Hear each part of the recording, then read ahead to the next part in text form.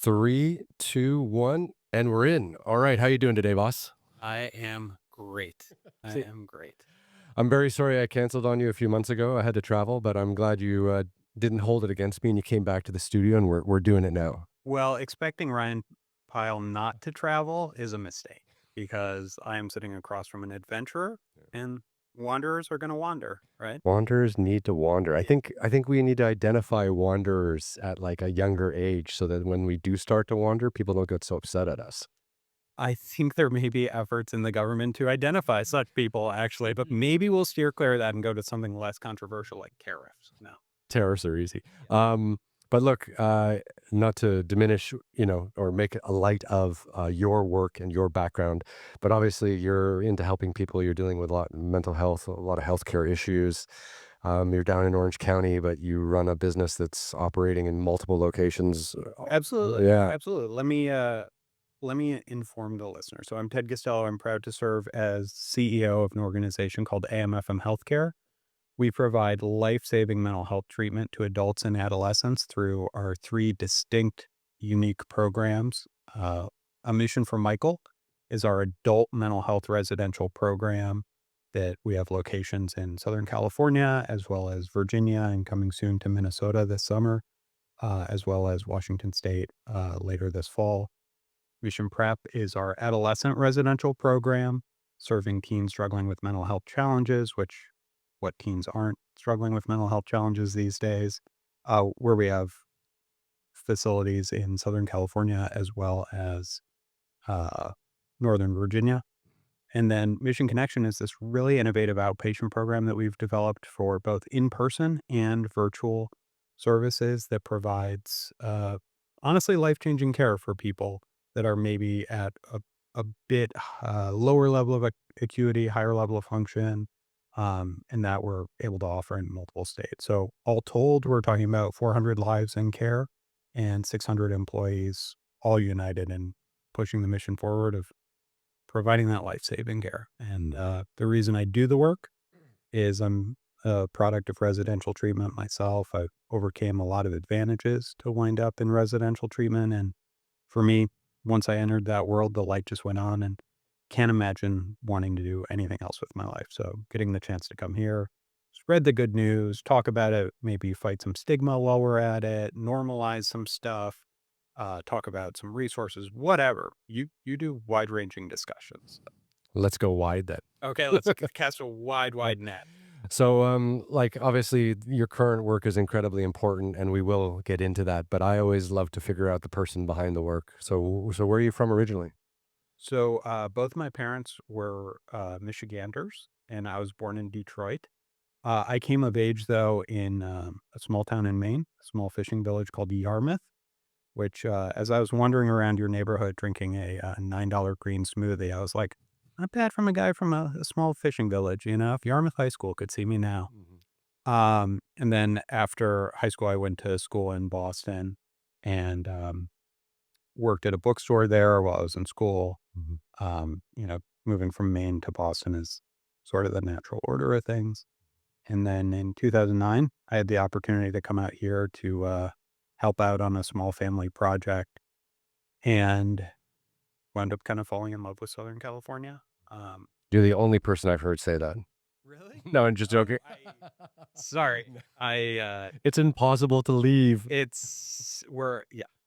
It's also so funny. So the first 10 years I lived out here, you would never catch me without wearing a Boston Red Sox hat or Patriots shirt or whatever. Like I just desperately wanted everyone to know I was from New England, which is like very on brand. If you're around here, everyone has like a Yankees hat or Jets cap or whatever. And it's like, okay, if we love our homeland so much, why don't we go back there? You Right. know, Because it's too cold. it's so cold. So your early days in Michigan, this always interested me because I grew up in Toronto, Canada. So I was going down. I would play actually basketball down in the eastern part of Ontario, which is bordered with Michigan, and we would always have these young like UMich students coming across the border because if it That's the came to bridge. yeah, 19 years old. Yeah. because you can drink at 19 in Canada, but you can't in Michigan until you're 21. So we used to have all these young Michiganites coming across getting wasted on Canadian beer, underage, and that was hilarious A little because bit the of Labatt's. Labatt Blue, Yeah, exactly, yeah. yeah. You didn't partake in any of that adventure, did you? Oh, certainly. No. Absolutely. So if you grow up in Eastern Michigan, Come back in there. in southeastern Michigan, there's two options for you. Yep. You go across the Ambassador Bridge or into Detroit, where at a certain mile road, they stop checking your ID. Okay. Yeah.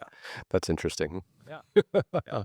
I always love that because Michigan, I think, is like the part of the United States that is probably closest resembles, maybe like Michigan and Minnesota, that closest resembles just how bitterly cold the Canada is. Oh, absolutely. Yeah. Totally. So you moved over to Maine eventually. Was that the parents moving over, or was that like the whole family kind of moved to Maine, and that was part of your trajectory? Yep, exactly. Yeah. And so I had the opportunity to go to middle school and high school there. My mom was a teacher in the town I was a part of. I honestly had the privilege of being a student in my mom's classes, which, it's funny because I look back on it and one of the coolest classes that my mom taught was a class called human behavior, which I was too dumb at the time to realize was psychology. That's what it was, a 12th grade psychology class. And it was, one of the gifts of my life actually was getting to appreciate my mom in a context that a lot of times we don't get to see our parents. So in a professional setting, as a person of respect and authority and also innovation, she was bringing ideas into our classroom.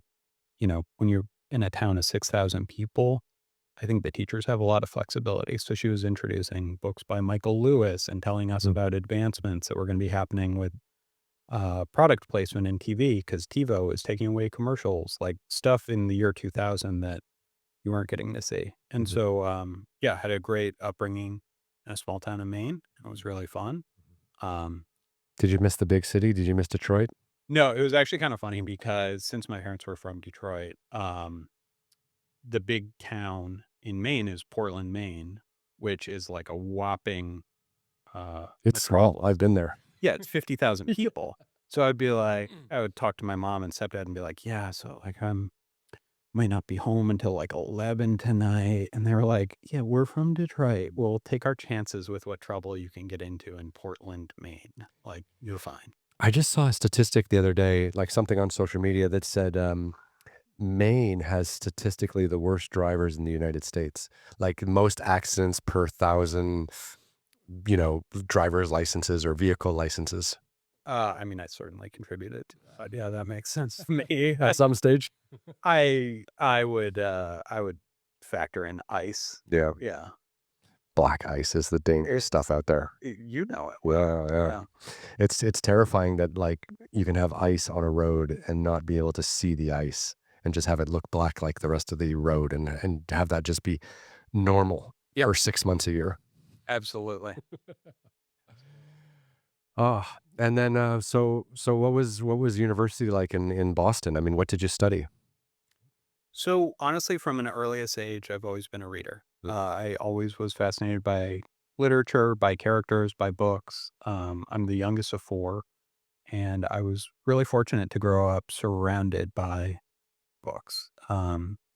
And loved people's stories. And so when I went to school, I studied literature and then went to work at a bookstore in Cambridge and was just doing my early 20s slacker thing Mhm. in Boston, I was someone that always had a bit more potential than output. And that's a pretty consistent theme in my life until I was able to receive the gifts of recovery. So Mhm. I'm someone that I was really lucky. I was able to get help at age 26. Okay. So like a year after I moved out to California, I was struggling a lot. I was having a lot of challenges with my mental health as well as with substance abuse. And While you were in Boston. yeah, I Mhm. mean, it was something that I struggled with for quite a while. Mhm. Thought coming out to California would outrun it. We call it kind of pulling a geographic. And I'm sure you actually are probably an expert on it. I bet any challenges you've had have followed you to Shanghai, Mhm. to Beijing, to Dubai. Yeah, I mean, they've all involved some traumatic events actually, like, when you go back and think about it. It's been strange, I wasn't good enough to play professional basketball, but I played all through university. Mhm. So when my university career was over, I was super depressed and I didn't know what to do with my life. Yeah, yeah. So then I just moved to China, and that, that pulling a geographic totally shook up everything, and I found new meaning, and I found new purpose, and I found a new career, and I found, like, a new way to, invest my time and energy and find self-worth again. Because, like, when you stop doing the one thing that you know how to do, Yeah, and your whole life is around that, and your whole identity is built up in it, yeah. it's like, what the hell do you do after that? You're actually hitting on something, not to hit an ad, because this is a podcast. The only ads we should do are for, like, mattresses and eyeglass frames. But at A Mission for Michael, our adult residential program, Mhm. um, a lot of the work we do is around what we call existential therapy. So we work with young adults who are struggling for meaning, and there's so many really positive parts about the time that we're living in, but there's also a yearning for meaning that we're seeing consistently with individuals. And I think we can treat it like it's a loss of passion or almost like someone's a dilettante. But the truth is, living without meaning, s- I don't know. That's a fate I wouldn't really wish on my worst enemy. Maybe on my worst enemy. I'm kind of spiteful, but It's not most people. it's brutal, I think, right? Like, Yeah. and I think it's happening more and more because I feel like right now we're in this strange moment in history or time where automation and things like AI are leaving a lot of us behind, Hmm. and we don't know how to deal with that as a society. Hmm. So instead of rushing to give people like a universal income so that they can still live a meaningful life, even if they don't have a job or can't hold a job or something like that, because technology has made them redundant in some way, shape, or form. Instead of giving them a universal income, everyone's just sitting around watching this unfold slowly. And there's a lot of people getting like caught between the cracks, Hmm. and they don't have enough financial resources to go out and do something for themselves, which they would have if they had a universal income. Hmm. And they're just kind of sitting being like, what the hell's going on with my life and what the hell's going on in the world? And Hmm. they're totally lost. Like, I've had the privilege of speaking to a lot of like military veterans and stuff like that who come back and are totally shell shocked about like what their purpose is and what their meaning is and how they can like reintegrate into society. But I feel like everyone's starting to feel like that now. Yeah, I think it's a framework. I mean, I did just watch a robot delivering pad thai in your neighborhood, so that was interesting. Yeah. I would also harken back to a TEDx talk I saw about finding the beauty in everyday life Mhm. that you hit on. And, through your photographs, I thought that you did a great job of documenting what I think about is a therapeutic lens that we can approach life with makes absolutely everything better. So, therapy, mental health, that's the frame that we get to see the world through. It doesn't necessarily change the contents of the world. And part of what I'm trying to do with my work also is make that as available as possible to people so Mhm. that they can see and appreciate. Because when our happiness is built on something that can be taken away from us, it's going to be like we're kind of screwed. Yeah. Um, so But a lot of people don't have that inner strength to build their own happiness, right? Like they rely on external factors like a relationship or a job or something like outside of their control to base their happiness on, right? And then you're right, like if that's taken away from them, that's like one of the main pillars of their life crumbles. yeah, Yeah. absolutely, absolutely. I would say that this kind of ties into a passion of mine, which is education about the value of mental health Mm. and framework. So I'm really fortunate. I am really fortunate for a lot of reasons, but I have 3 young daughters, all under the age of 5, and even this morning I was able to, as I was dropping my eldest off at school, just talk to her about the concept of gratitude Mm. and start to insert that into her world. And one of the things that I've learned in my 15 years of working with persons in mental health settings is, I mean, if I had to boil it all down, the importance and value and power of gratitude is unbelievable. Um, but the other therapeutic frameworks that we can utilize, that can exist in our minds, that we can access and then filter the world through are so empowering and have the ability to really change the arc of a lot of lives. The problem is getting the medicine into our population, but we're also making a ton of progress there. Mhm. It's interesting. So if we go back a bit to your time in Boston, I mean, do you mind getting into a little bit of your substance abuse and what was going on there? Was it alcohol? Was it drugs? I mean, what were you really battling with before you came out to LA and tried to set a new Transition. path? Yeah. Um, you know, for me, I'm a person who just really struggled with self-medication, Mhm. whether that was I always felt like something would unlock a better version of myself, something would alleviate the discomfort that I experienced as a human being. Mhm. Um, I don't have any like great glorious stories.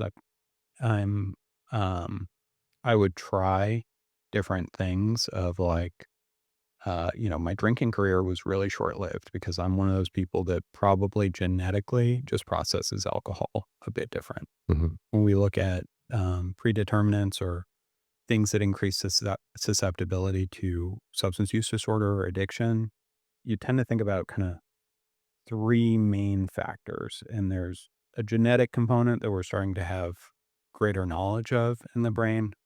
Really had some of that, just never had, like, normal I was never a, like, "Oh, I'll drink 2.5 beers and go on." It was kinda all or nothing for me.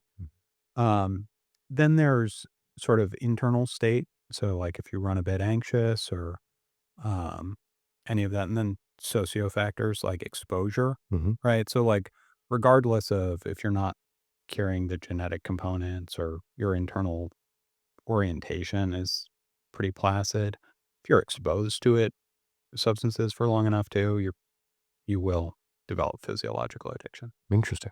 Um, for me, um, it was just really about trying to find answers and also being pretty afraid of doing actual work.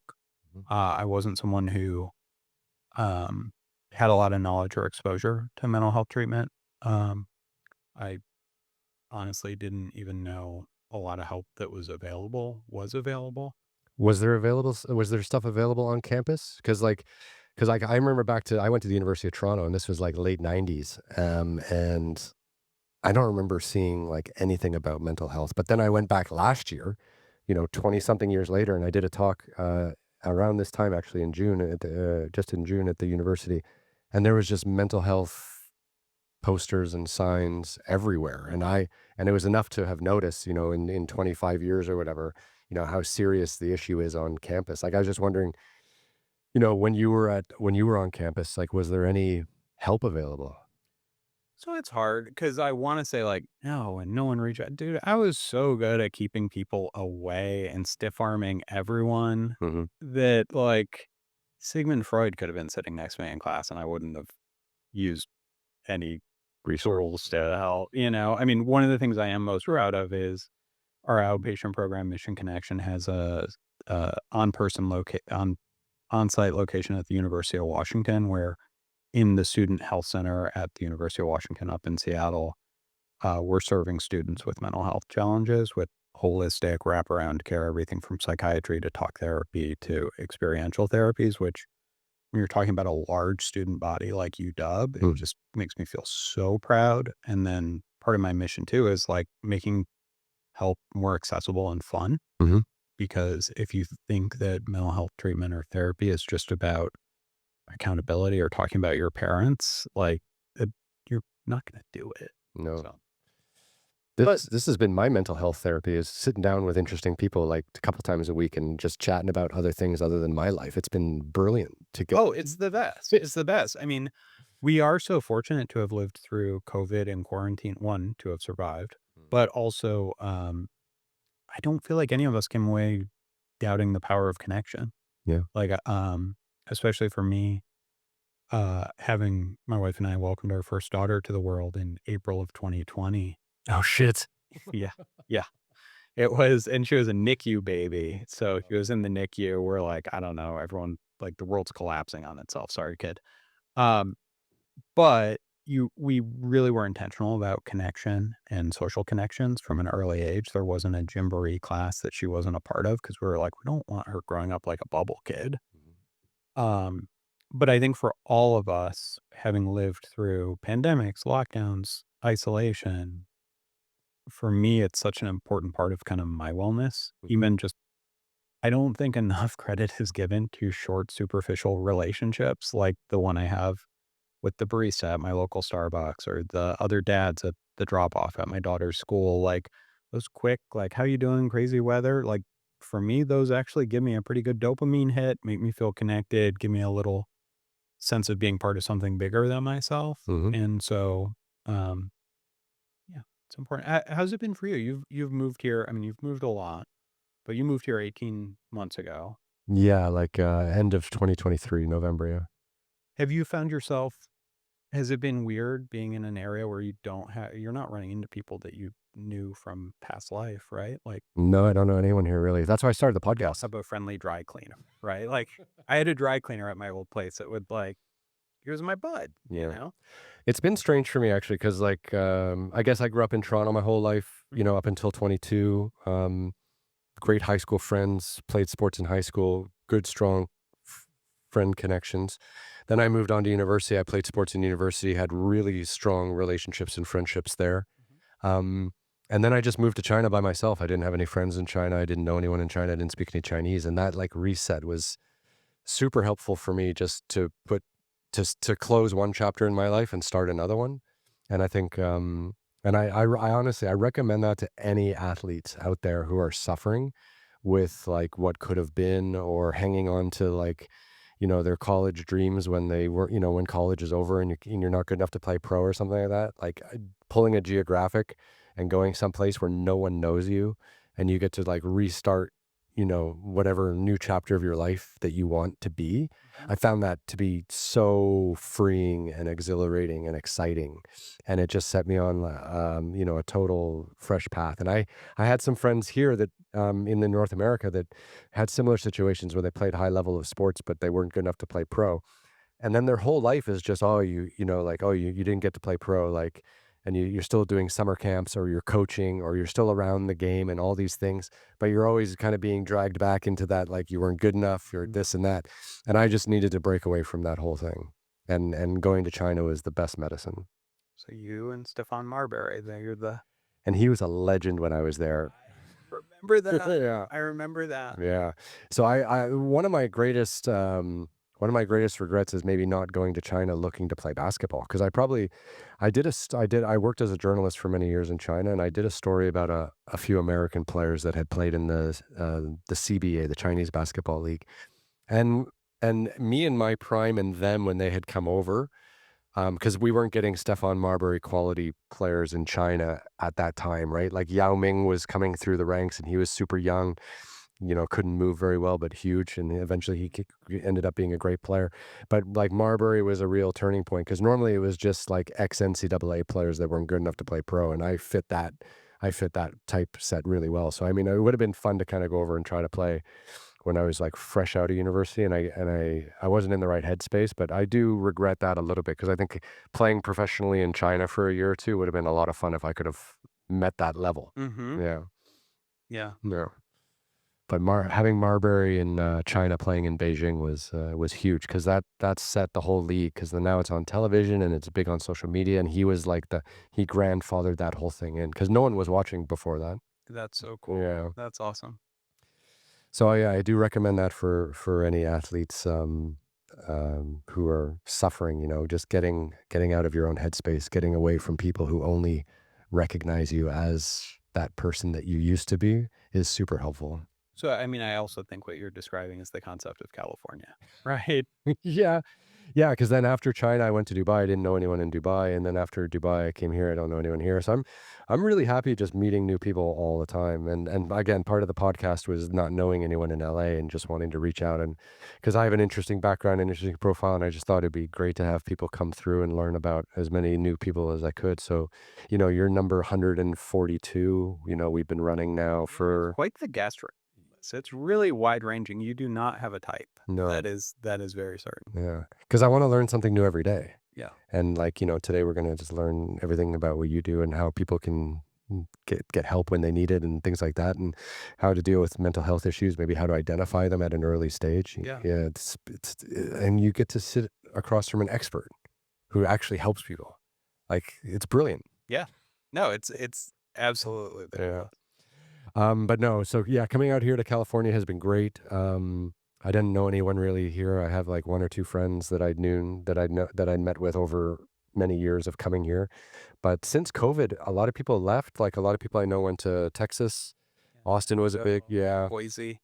It's been strange, and a lot of people got out of the entertainment industry entirely just because it was so uncertain, and it still is so uncertain. Mm, Because the entertainment industry really hasn't picked back up after COVID, and we had the actor strike and the writer strike in 2023, and now with streaming and the way everything's changing, like it's really been difficult. It's affected my work a lot too, because like risk profiles are totally different, fundraising is totally different.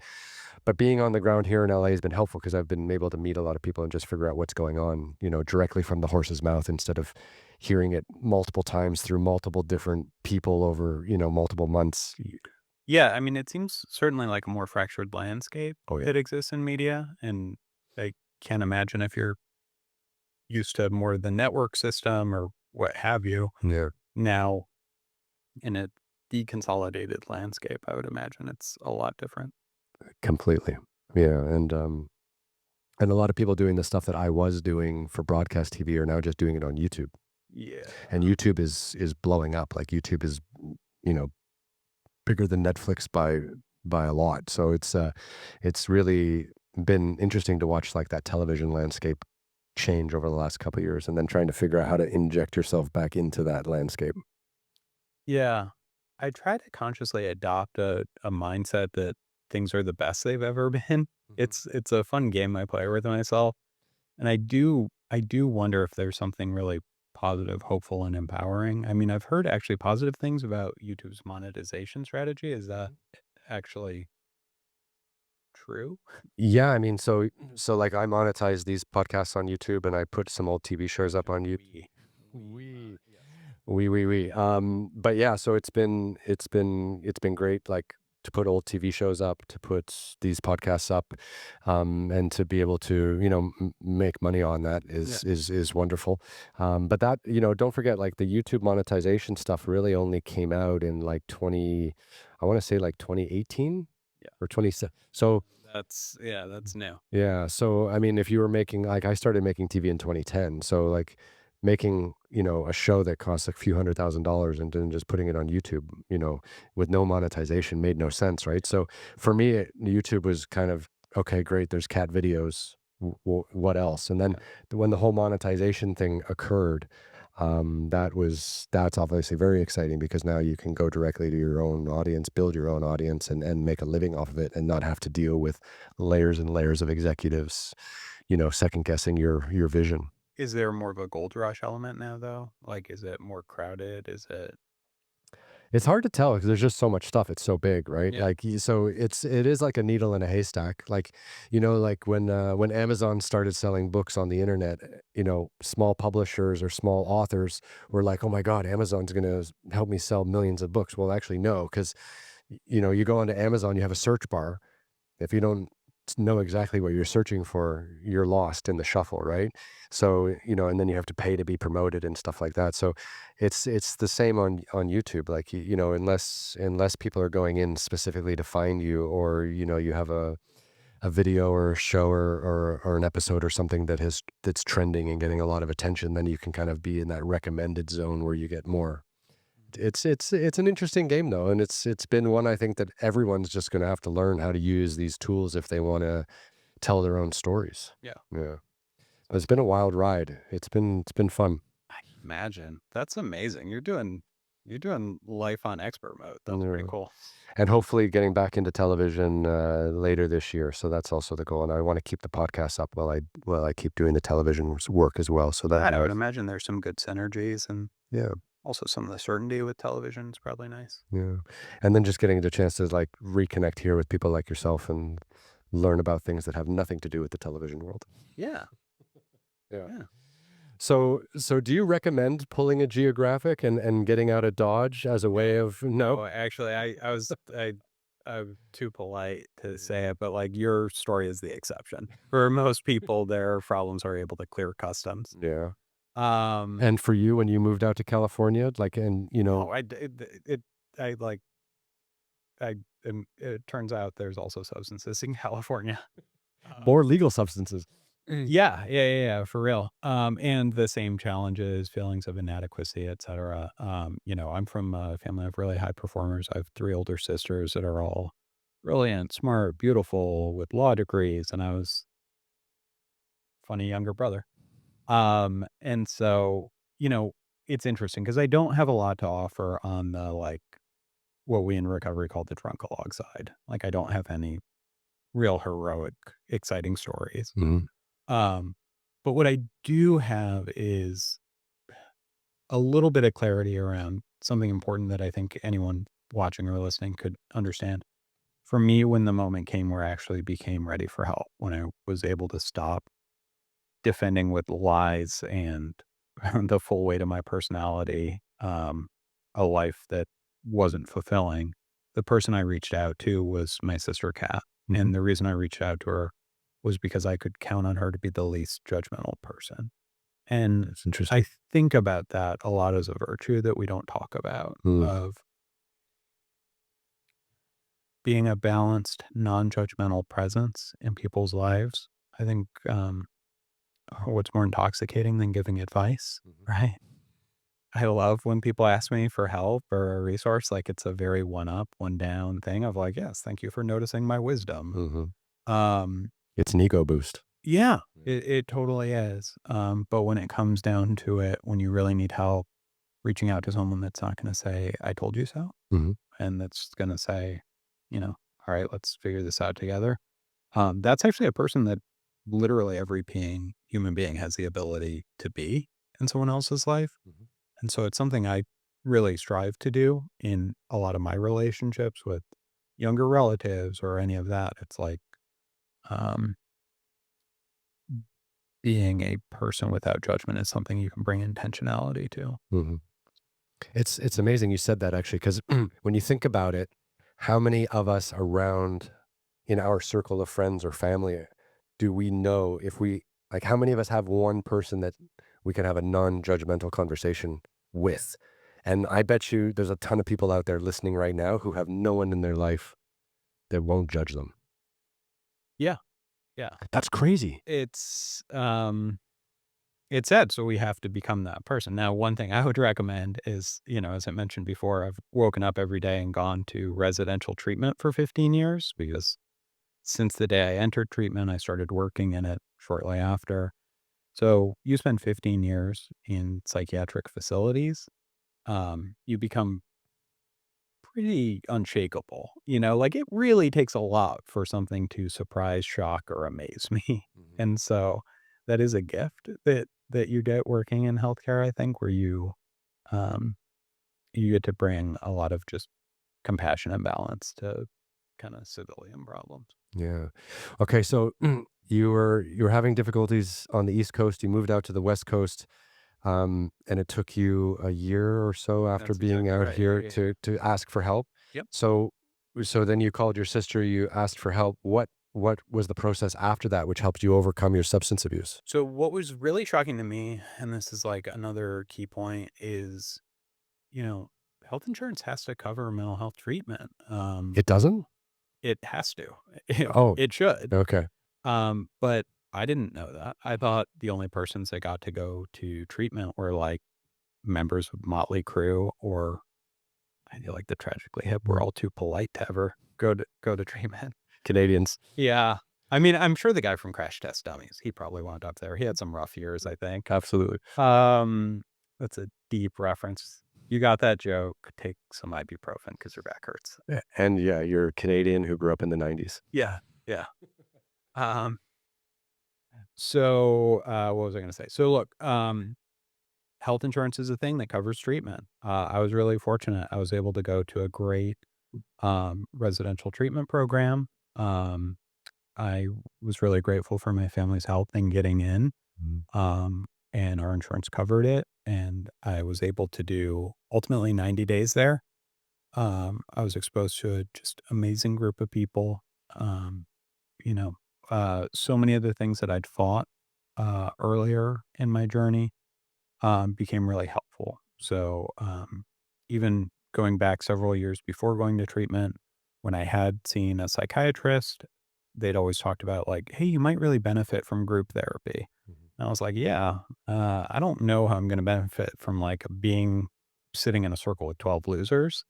Turned out that I got way more out of group therapy than anything else. I think group therapy is one of the most underrated interventions because our humanity, our empathy, all of those skills are activated and our challenges get normalized when we feel part of that collective whole.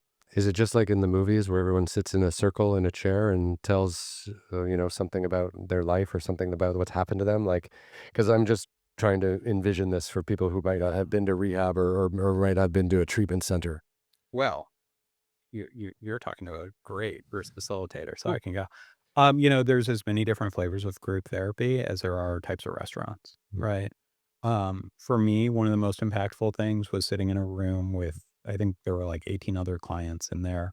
Every walk of life. It was like that movie, The Breakfast Club, to continue dating us. Mhm. Um, Everyone has a different story, but when people were able to closely relate and understand and also validate, like that meant so much.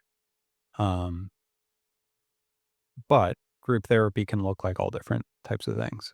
Some of the more popular things are like doing music-led group therapy. Mhm. Um, you also may do it around a specific skill. So using a concept like cognitive behavioral therapy or dialectical behavioral therapy, where the facilitator or therapist or counselor leads the group in utilizing a specific distress tolerance skill, intellectual framework, any of that.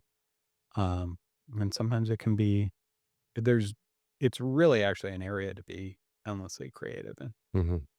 That's wild. Like, 'cause I've read sometimes, like, people did group therapy where they would paint. Like, Yeah, yeah, yeah. some people do group therapy where they all play instruments and they jam together. Like, just that collectiveness of, like, healing together or something like that is enough to bring people some comfort. Is that, like, am I speaking the truth or am I way off? Absolutely. Yeah. No, no, no, absolutely. But it's also kind of like fishing of like you don't reel the big one into your boat every time. Right. Yeah, I believe that, yeah. For me, I was really fortunate. I remember we did family therapy. So all the clients and their parents or loved ones were in the room together and we did an art exercise where we went around and using clay and Play-Doh, we um, we tried to depict who we were in our family system. Hmm. And I remember when it came time for me, I was there with my mom and my sister. And I remember I made a gavel because all my sisters were attorneys. And then I made a house because they all had lives with houses. Mhm. I was an unformed piece of clay. And I remember just as clear as day, my mom telling me, like, you take that clay, and you make whatever it is you want it to be. It doesn't have to be one of those. Mhm.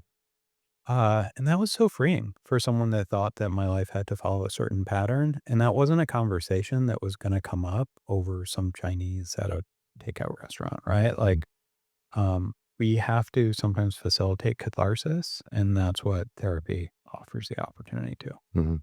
Um, I think I really took that to heart. And for me, my life became very unconventional after treatment. I loved treatment and the people that worked there became my heroes. And I hit my knees every day and prayed that I could have that kind of impact on someone's life. And honestly, one of the greatest days of my life was when I got my first job in treatment at that center. Mhm. So on day 90, I went from going up to the med window and being like, hey, I'd like my Zoloft, please, Mhm. to day 91. I was the one handing out the Zoloft and I became live-in staff. And I was live-in staff at that program for 2.5 years. I lived in a house with 6 other guys that were all in residential treatment, and they would turn over every month or so. Mhm. Got to help people from every walk of life, from the failed soap opera actor who pulled up to treatment in a Bentley to the white supremacist gangbanger with like a tattoo of Hitler on his calf that he couldn't wait to explain to you why it wasn't a racist tattoo when you asked him to cover it up, right? Wow. And for someone who had come from a bit of privilege, sharing a bedroom with these guys, 6 guys, there were 2 bathrooms in the house. Um, It was awesome. It was humbling. It was some of the best times of my life. And then during that period, I went back to school and became a counselor. And so then I got the opportunity to start facilitating groups, like the group counseling that I was talking about, and doing individual counseling. That's wild. So you went to a 90-day treatment center, and on day 91, you started working there. Hmm. Yeah. So I mean, That's not really the norm anymore. Like as crazy as it is, because we're just talking about 2010, yeah, it doesn't really work that way anymore. But I will say that I was pretty good. it's amazing though that you went in kind of broken, suffering from substance abuse and other issues, and then 90 days later, you're ready to take a job helping people. Like that's a hell of a turnaround. Yeah. Yeah. Yeah. You know, what's cool too is the lady, Sarah Lynn, who, owned and ran that center. She lives in my neighborhood. I see her all the time. Yeah. She, she sees me with my daughters at our community pool, and I get to like, I just bring them up to her, and I'm like, "These kids wouldn't exist without you." Like, "Thank you." So, That's amazing. yeah. Yeah. But I'm just amazed that in 90 days you did enough of a U-turn where you're like, I want to help people now. Like I'm in a good enough place now where I can give back.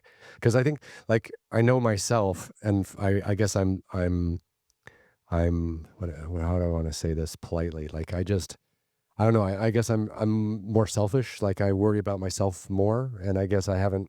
I try to give back and I try to help people and things like that. But after 90 days of rehab, I would have been like, "Fuck, I'm out of here." Like, where am I going next, or what's the next adventure, or whatever, whatever. But your next adventure was to help the next person coming through the doors of where you'd just been.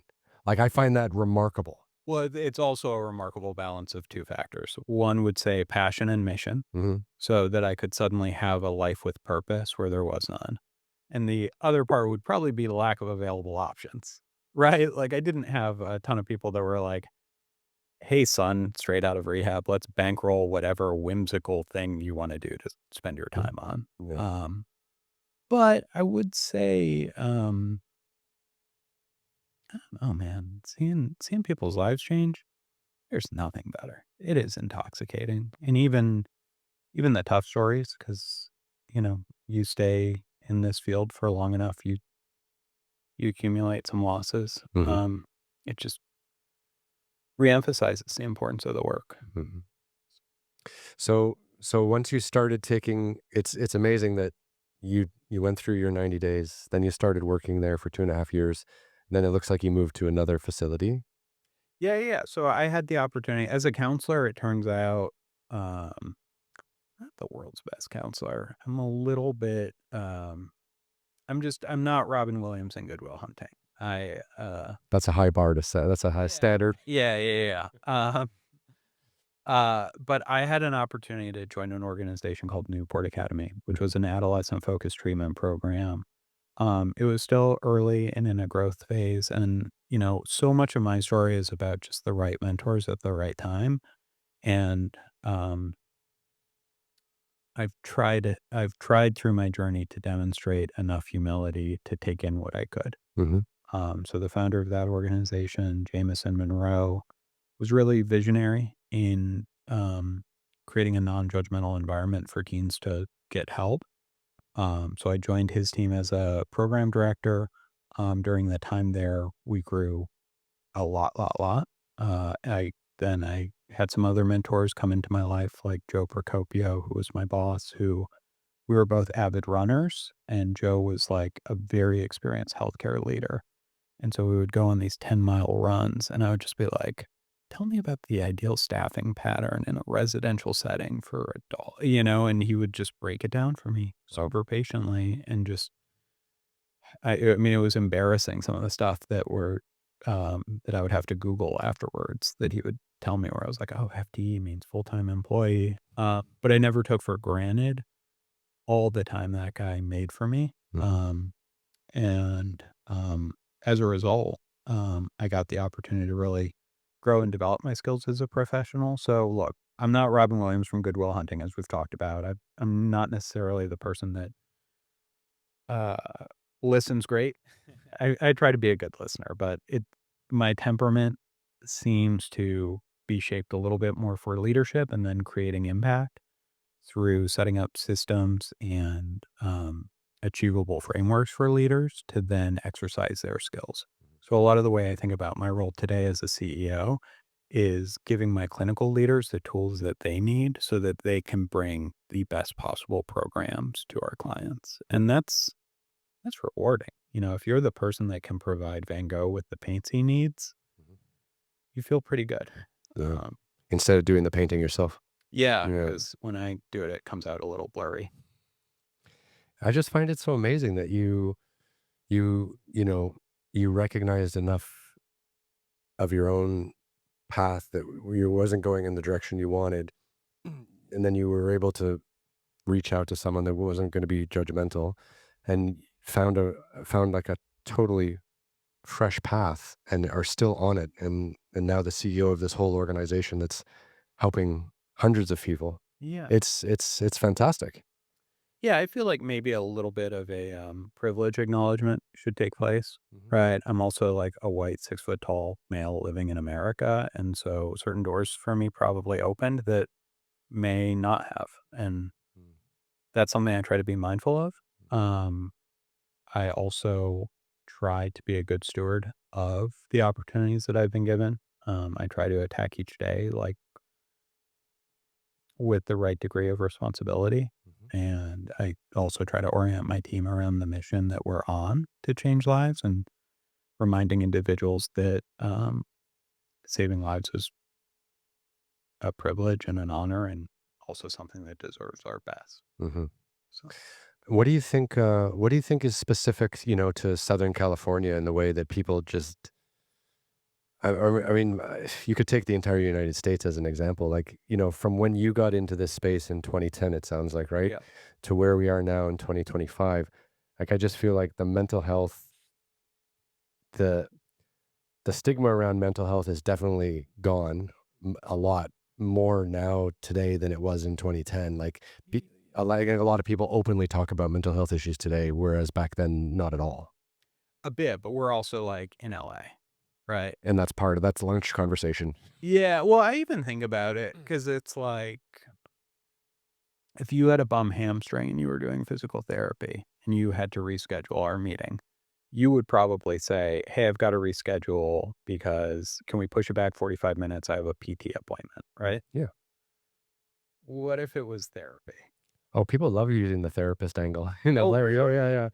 People are like, oh, I gotta. Everyone does therapy here. Like everyone's a narcissist and totally insecure in this town. I don't know. Like, everyone's got a therapist. Everyone uses their therapist as a way to get out of things. Like, oh, I had to cancel my therapy session earlier in the week, and I had to reschedule. I can't do dinner on whatever or what. Oh, that's amazing. That makes me so hopeful. Yeah, no, I think it's par for the course. I think people who are totally fine with themselves and with their journey and with their path forward still do therapy as just like a way of checking in or a way of just a way of just maybe talking to someone who's not going to judge them about all the shit that's going on in their brain, right? Like, cuz even if you don't I feel like even if you don't suffer from depression or you don't have a substance abuse issue, if you still don't have an outlet of someone you can talk to who's not gonna judge you on a regular basis, I think that all that shit builds up inside you and it'll cause some problems eventually. Yeah. Yeah. I think about it like the personal trainer metaphor. Like most people using personal trainers are actually in decent shape. They want to get in even better shape. Yeah. You don't have to be a suicidal wreck to want to talk to a therapist. So I dip in and out of therapy throughout my journey. Mhm.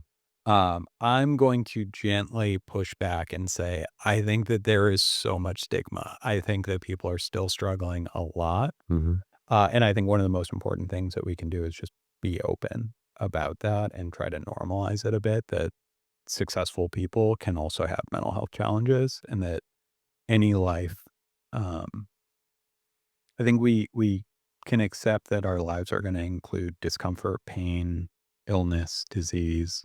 We should also probably start to shake hands with the fact that at various times in all of our lives, we're going to have struggles with our mental health. For sure, yeah. Yeah. Yeah. I always find, like, a lot of, like, new age teachings and stuff like that, they leave you a little bit hollow and a little bit empty. Mhm. Like, when you if you see stuff, in social media or you happen to be reading a book or something like that, and you see something that wants to teach you about balance, or wants to teach you about how to, you know, control the ups and downs in your life, and you know, to try to balance your life so you're not dealing with so much stress or not dealing with so much this. But a lot of us are dealing, you know, especially in this town, we're dealing in a really high performing industry where balance isn't necessarily an option. Mhm. And if balance isn't really an option, like, you know, so for example, in Los Angeles, you might be working on a film set for 3 months, doing 20-hour days, you know, biting off your fingernails, Yeah. smoking 20 cigarettes in a minute, or what, you know, whatever that stereotype is of working on set. And then for the next 9 months, you're not working at all. Mhm. And so there's no balance in that. Mhm. Like, and you know, and then, you know, you work 90 days, you feel like a hero, you're part of a crew, you're part of an acting team or a directing team or whatever. You help make something, it was fantastic. You put your stamp on it, you felt useful, you contributed to the team. Now that project is going to go out into the world and you're going to share it with everyone. It's your vision, and then nothing for 9 months. Yeah. And it's like, how the fuck do you deal with that? Pardon my language, but it's like, that is such a mind trip, and there's no way you can balance yourself through those highs and lows, because the endorphins and the dopamine comes on so strong when you're working, Yeah. and then you're left with nothing, and then Oh, yeah. and then it comes back again, and then nothing. And I just feel like this whole idea of balance and stuff like that. Yeah, it's great if you're like a surfer and you somehow get paid to surf and you wake up and there's no competitions. You just wake up and you're in nature every day. Sure, balance is perfect. But when you're relying on hundreds of other people to green light something or to work on something, finding that balance is impossible. You have to have other tools Uh, or you'll lose your mind. yeah, I mean, you're talking to so I'm the CEO of a 600-person organization. Yeah. Massive responsibility. I have 3 kids under the age of 5. My wife is in a doctorate program. She's brilliant and beautiful and also deeply enmeshed in following her dream. I'm not really an advocate for balance. I like sustainability. I will gladly I don't like false urgency. I come back to there's a great quote, right? The mind is a great servant, but a terrible master. Mhm. And so for me, it's about mindset, balance, and sustainability. I mean, for me, it's as simple as making sure I have elements of connection in my life, making Mhm. sure I have physical movement. So at different times in my life, running has played a really important role in Mhm. my mental health and my journey. And that's allowed me when I'm working 60 hours a week and traveling a lot and all of that, it's given me perspectives, balance, and appreciation. Mhm. Right now it's yoga. I don't know. I'm like obsessed with yoga all of a sudden. I don't know what happened. I woke up one day in March and just like couldn't get enough yoga. And so I would say that my belief is that through intentional mental health development, utilization of resources, and conscientious mindset development, we can make a heaven out of any hell, Mhm. basically. Um, Again, said from a position with some privilege. I'm not taking that for granted, but I mean, you have to see it because you've like sought challenges in a way that a lot of people haven't. Like, I'm curious about your I'm origin. all over the place. Well, no, your origin and departure story, right? So you leave Ontario, you leave Toronto, uh, at the completion of college. Mhm. What was the activating event for you to go overseas? I was just dying for a fresh start. Like I had ambitions of Yeah, so playing. move to British Columbia. I mean, who goes to China? No, Or it needed to be fresh, fresh. it was what year was it? 2000, 2001? So this is the fucked up thing is I went to China for my first trip in September 2001, and I left about 10 days after the Twin Towers fell. Oh, that was suspiciously close. Yes. Um but I just wanted to, like, so I studied international Okay, what politics. did your parents do? So my father was in banking and finance, In what capacity? commercial real estate. Okay. So not like investment banking and like Wall Street, Goldman Sachs kind of stuff, but a little bit more on the side, like commercial real estate. But he was really good at it, had a good reputation. My dad was an Olympic athlete as well, so he played water polo for them in the 1972 Olympics. So I come from a sporting family. So Was that Munich? yeah, it was Munich, and he's got stories about that shit, like gunshots. The Israeli is Really? messy.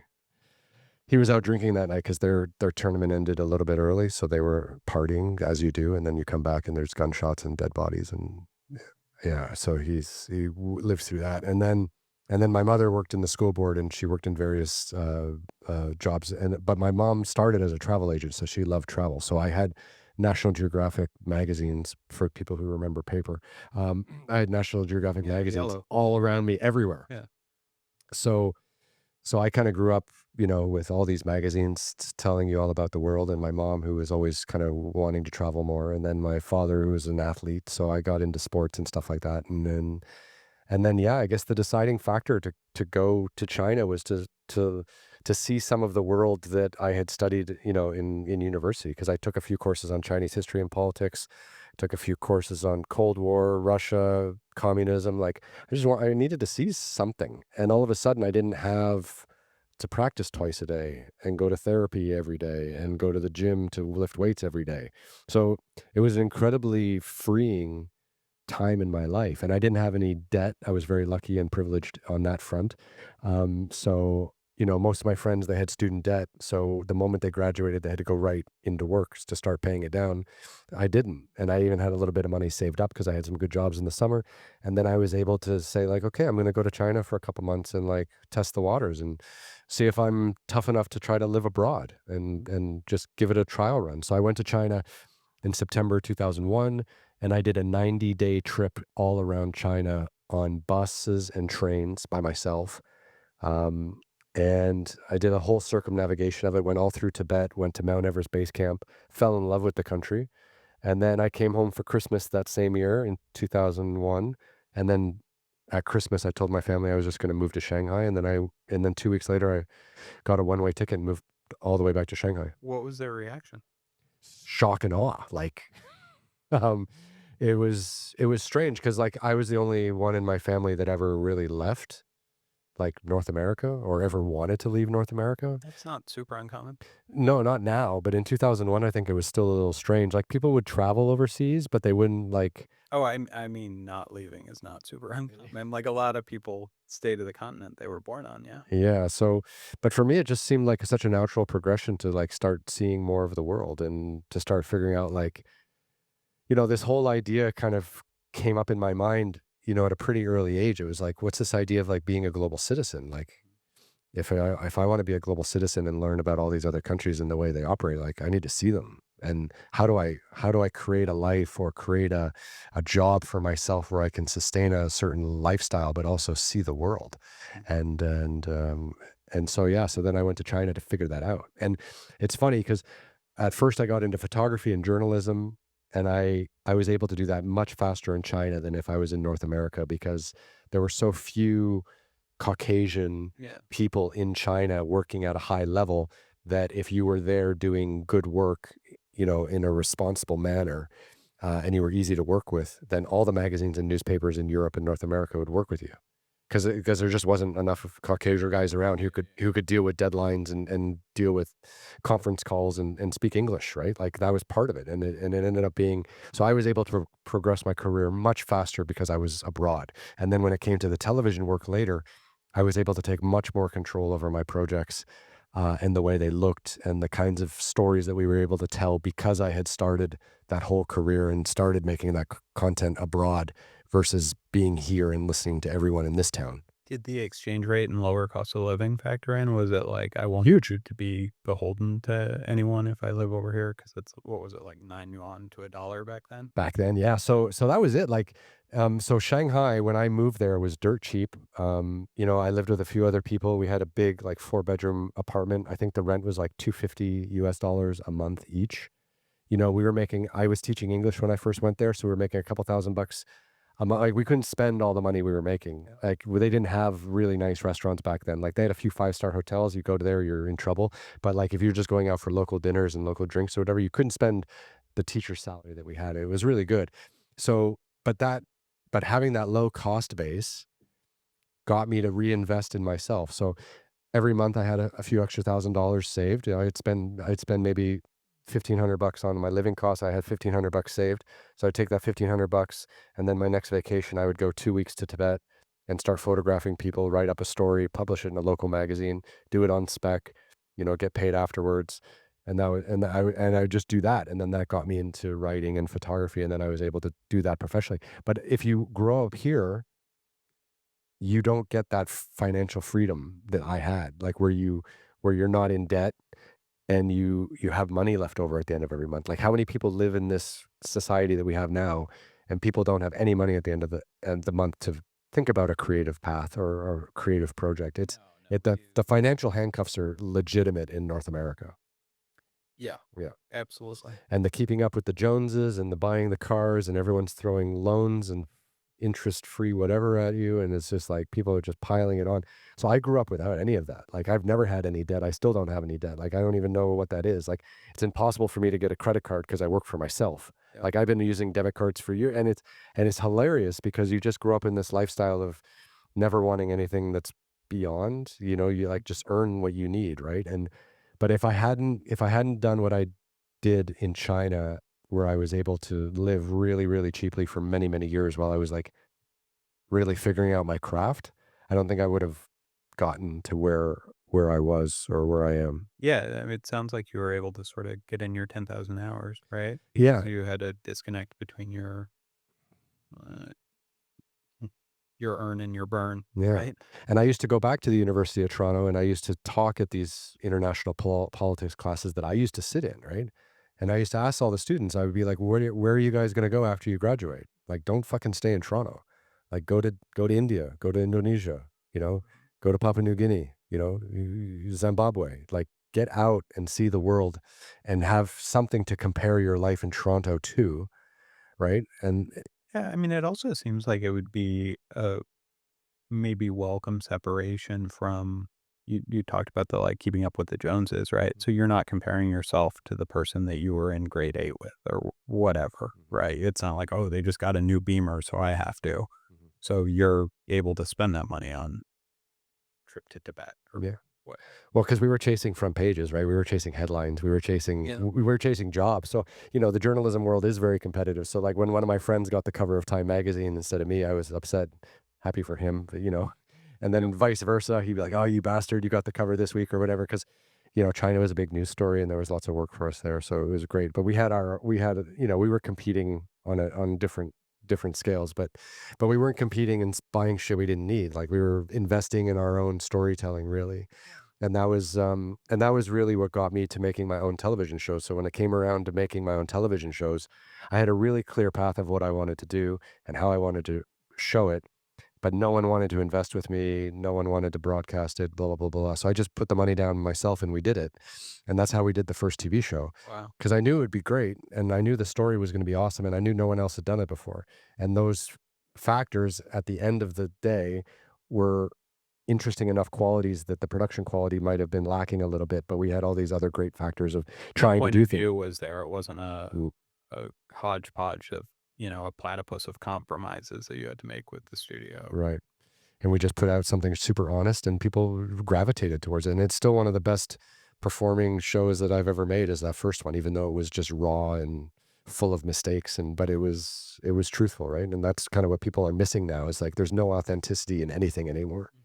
So it's like, where do we find our heroes? Where do we find our visionaries or our mentors? Like because everyone's just shoveling a lot of shit. Yeah. Yeah, Yeah. I feel like that's picked up a lot since COVID too.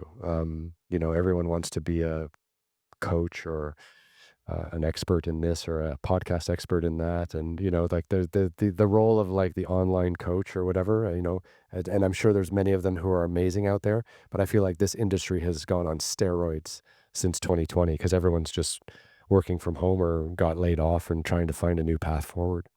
Yeah, I mean, I think our appetite for consumption Yeah. is also remarkable, right? So we're not just consuming 2 hours of sitcoms after dinner before bed with the family station.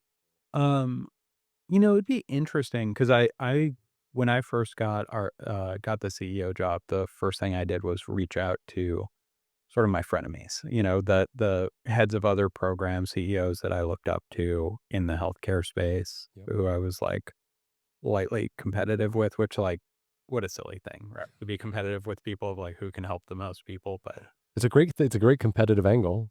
Yeah, I mean, I love my friends. So one of the things that came out from so many of them who I really respected was like, "Oh, I work with an executive coach." Mm. And so that was one of the first things I got really intentional about. And, I talked about, my recent love of yoga, which, like, might be due to, like, a sudden brain tumor making me love it. Mm. But one of the things that I found, really enjoyable about it is just the joy of being a beginner Mhm. again.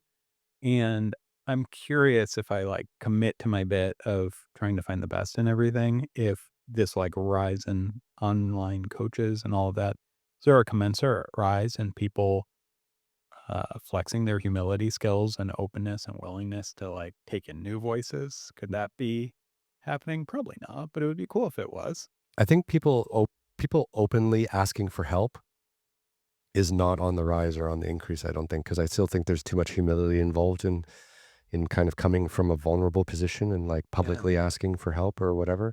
But I just, you know, I just respond to the stuff I get on social media and the stuff that people, like, write me on LinkedIn and things like that about, like, how they can Oh my god. change my The how they can guys on LinkedIn, though, that's a tough crowd, man. and they're very aggressive, yeah, so it's interesting, like, I've you worked know with countless executives. yeah, but it's funny because, like, I mean, did you so when you were working your way through the ranks of being a counselor and then eventually kind of working through the administrative process and now becoming the CEO, like, did you have a mentor in this? Like you mentioned, you went running with that Joe director. Procopio, yeah, Yeah, yeah. you had him, but did you have anyone else that kind of mentored you through this path that you've been on, or?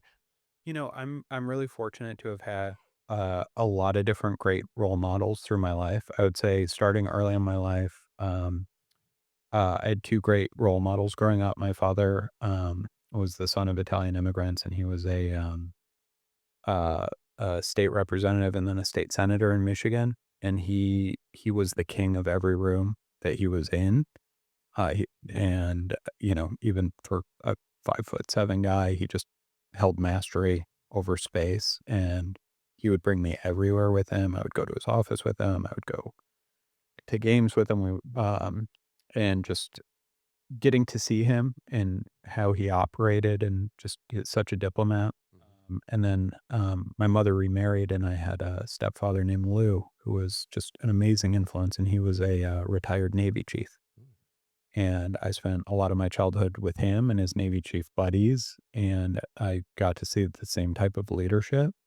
And early on, I think I was very fortunate to absorb what it meant to be a person in charge, a person who's supporting others, um, and also like a little bit of like the center of attention or what have you. Mhm. And so I'm tremendously in debt for those uh, role models that I've had. Mhm. Um, And then at each point in my career, I've had different, people that taught me what's kind of possible, from the woman I spoke about, Sarah Lynn, who gave me my first job in the space, to Jameson Monroe, the founder of Newport, who showed me, if you were unrelenting on quality and innovation, what an amazing treatment experience you could create. To then my mentor, Joe Procopio, teaching me about the back office, and then, empowering leaders through data-oriented leadership. Mm. Um, and then just continuing to be hungry for other voices and other perspectives has been, uh, a really important thing for me. Yeah. No, it's gotta be intense, like, managing that many people for you as a CEO and having to talk to them about ones and zeros when they have to then in turn deal with people and lives and Yeah. stories like that. I've always thought, like, that dichotomy of, like, healthcare in, specifically of people who have jobs like you, who, how hard it has to be to, like, run a facility and manage people who are actually dealing with the people who need help, Yeah. and how to bridge that gap, like, just on a management level, that must. To me, it really boils down to never providing data without context. So, like, never looking at just the financial picture, always looking at the clinical outcomes and the client satisfaction. Like, you need to look at all 3 of those as well as your employee engagement. If you're not looking at those 4 data points, you're being misled, right? Um, but yeah, it's gnarly. I mean, It's a tough job. I guess Yeah. I can't imagine wanting to do anything else. It's super fun. Well, then we were all thankful you're in that spot because like, that's a hot seat. Yeah. Yeah. Yeah. So, okay, so let's go back, just a little bit. So, can we talk a little bit about how you see mental health stigma kind of between 2010 when you started getting your help to where we are today? Like, what's the last 15 years been like from your perspective on how we're dealing with mental health as a society for children and in adults? Because I feel like social media has brought out a lot of issues with children, and people are super sensitive about children and mental health now. But where do the adults stand in this game of being able to ask for help without stigma, ask for help without getting fired, ask for help without having family members ostracize them? Like, just where are all these scenarios? And Yeah.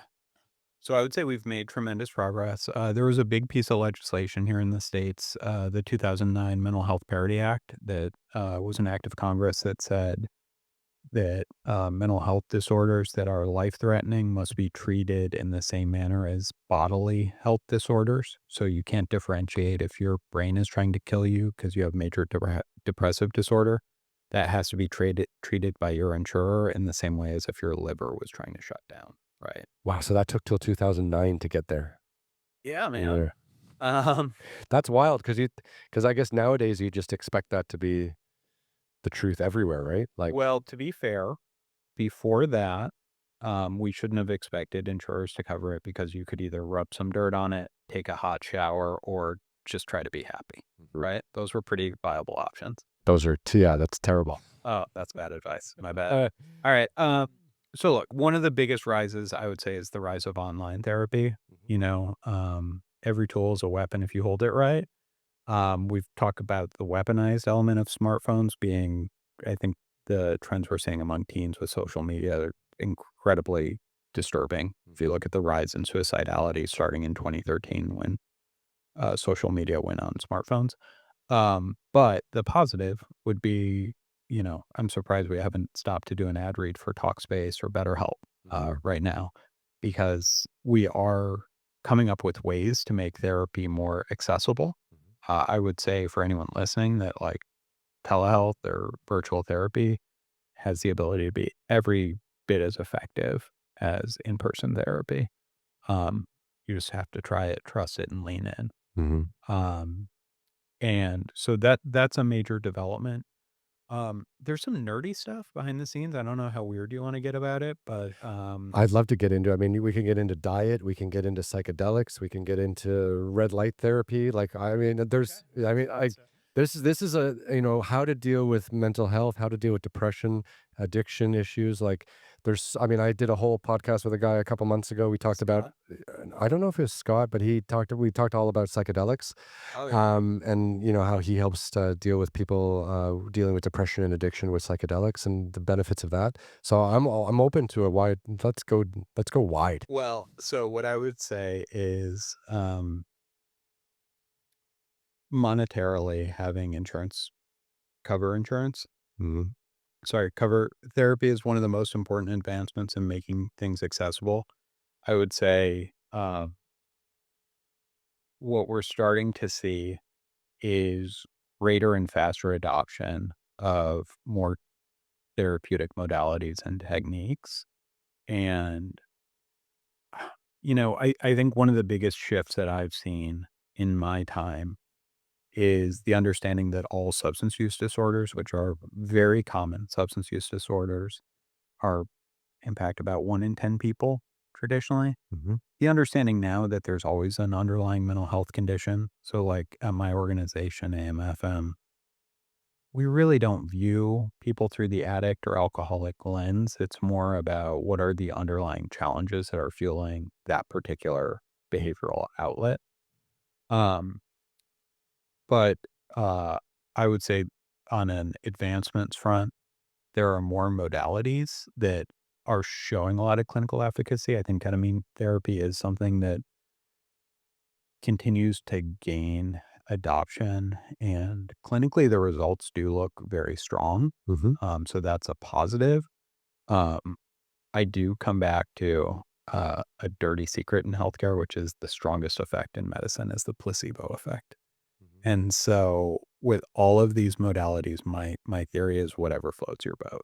If you think that ketamine therapy or transcranial magnetic stimulation or EMDR, which is an amazing approach for trauma and other disorders, if you think these things are going to be the differentiator for you and that's what's going to um, get you into to help, then great. Mhm. Absolutely. Let's do it. Mhm. Um, It seems like from the outside looking in, and I'm obviously not a professional in any way, shape, or form in this space, like it's just, but I do have some friends that have gone through addiction issues, and it really seems like you just need to give yourself the time to like rewire that part of your brain that is ticking you to have that, that alcoholic or that drug abuse experience. And and, and I've had a few friends get through it with therapy, in rehabilitation clinics and things like that. And then I've had another friend, who has made great strides, dealing with psychedelics and just, going on these, he went on a 6-hour trip, saw the world from a totally different perspective, engaged with family members and friends that he hadn't seen in years, and came back, quote unquote, a different person.